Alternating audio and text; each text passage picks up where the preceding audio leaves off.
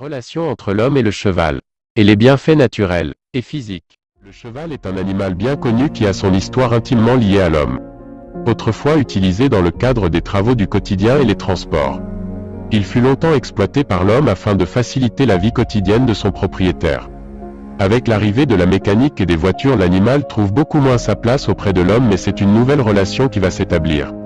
Histoire de domestication. La domestication du cheval est difficile à dater avec précision. Les premiers apprivoisements pourraient remonter à la fin du Paléolithique supérieur 8000 ans avant Jésus-Christ.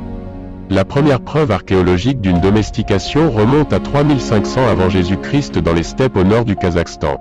Elle est le fait de la culture de Botaï.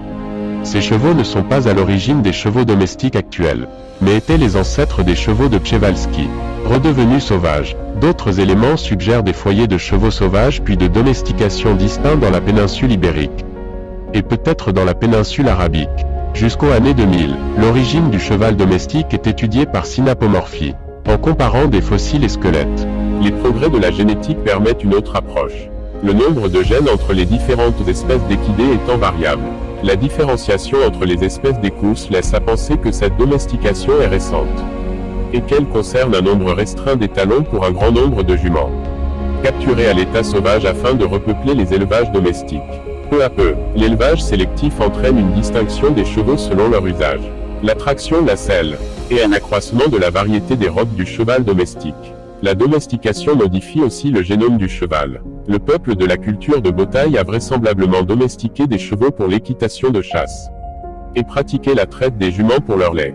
Leurs chevaux sont alors gardés comme réserve de viande. La domestication s'effectue par degrés, un contrôle humain s'établissant sur les naissances, ce qui peut être détecté sur les squelettes déterrés grâce au changement dans la taille.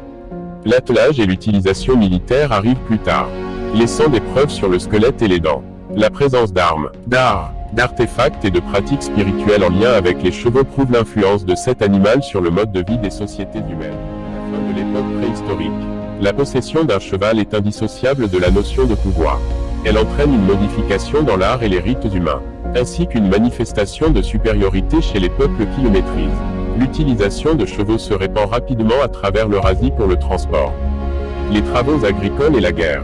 L'utilisation du cheval influence considérablement l'histoire et les progrès de l'humanité, en permettant l'essor des civilisations et du commerce sur de vastes territoires.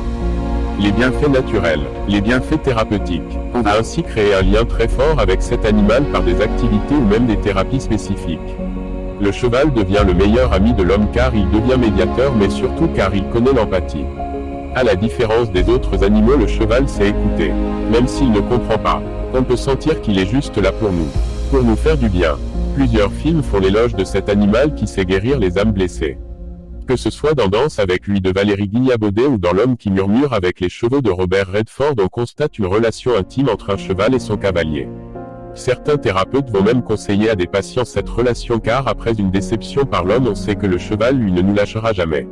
Les bienfaits physiques. Bien plus que la psychologie, le cheval permet aussi d'apporter des bienfaits aux personnes souffrant d'un handicap. Il faut savoir que les bienfaits physiques sont prouvés par la Fédération française d'équitation qui démontre que le mouvement du cheval permet de faire travailler des muscles profonds du corps humain. L'avantage du cheval est qu'il s'adapte à chaque situation. C'est-à-dire que si une personne diminuée s'approche, il ne va pas essayer de s'accabrer mais adopter une attitude tranquille et optimale pour la personne. Pour les adultes handicapés, il est ainsi possible de faire des stages d'équitation ou un stage de poney dans des endroits naturels comme la Lozère pour les enfants afin de faire travailler son corps. De même, dans certaines rééducations, le cheval peut être une possibilité afin de se guérir plus rapidement tout en profitant du grand air et d'une convivialité avec cet animal. Le cheval garde une part de mystère dans ses relations exceptionnelles avec l'homme grâce à une communication sensorielle unique.